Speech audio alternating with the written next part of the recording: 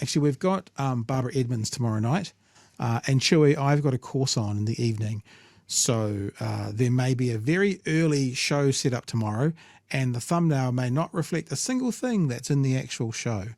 Because my Te course, I didn't go on Monday because I was sick, so I got to catch up tomorrow night, and it goes from 6 till 9.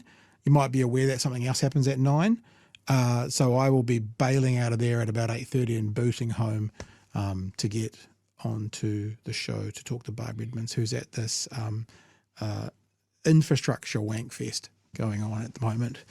But we might look at this tomorrow night. And if we don't, because Barbara's there tomorrow and she's speaking on Friday.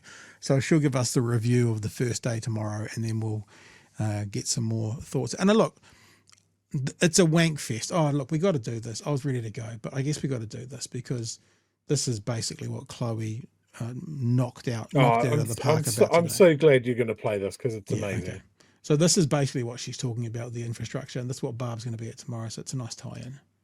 This budget does not increase productivity. In fact, it actively, demonstrably, evidentially does the opposite. So what do we hear from the government about what their plans currently are? Well, we've currently got the Prime Minister embarrassingly simping to the international companies that he's got at his investor festival, asking them to fill the gap because the government refuses to take responsibility for building the infrastructure that all of us ultimately rely on.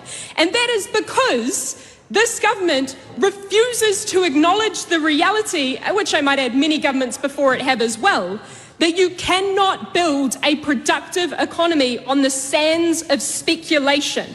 Mr. Speaker, we in the Greens believe that Aotearoa New Zealand can aim a heck of a lot higher than simply hoping to have an economy which is us selling houses back and forward to each other. This is an obvious monopoly system, and Mr. Speaker, we do not live in a game of monopoly. We can indeed change the rules when they do not work for the majority of New Zealanders. So let's talk about that attempt at fiscal consolidation which this government is ploughing ahead with, whereby it is deciding to do so through a process of cuts, merciless cuts after cuts, instead of fixing the tax system. Because that tax system, which we hear them fire up about whenever we dare to mention the reality that the institution of the Inland Revenue Department in 2023 produced a piece of work which told us that the top 311 households own more wealth than the bottom 2.5 million New Zealanders. To connect the dots there, that does not just happen, Mr. Speaker.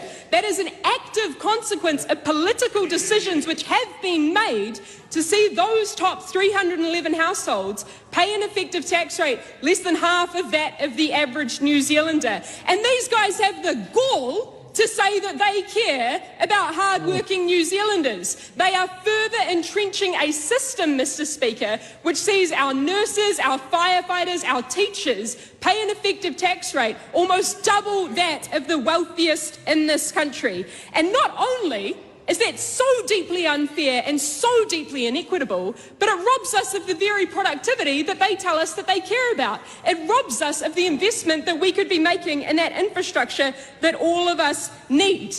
The fundamental problem with the economy and the tax system in Aotearoa New Zealand is that we overtax work and we undertax, indeed oftentimes do not tax at all, wealth. It's funny what she says, Chewie. It just makes me think of a T-shirt that that might be coming to the BHN store next week. So there you go. If Chloe had finished that speech with "We march at dawn," I would already be on my way to Wellington. Okay. I'm fired up there. Okay, but that's Barb tomorrow night.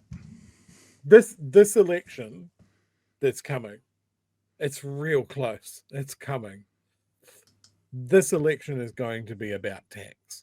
Yeah, I think so. I want it to be front and center. Yeah. Because it sounds like Labour and Greens are pushing it to the front there. And if they can manage to not trip over each other in doing it, we might actually get some change. We might actually get some people realize that 311 people families, does households. does not equal $2.5 million Yep. million people. So we will catch up with Barb tomorrow night because they're talking about infrastructure and she's there.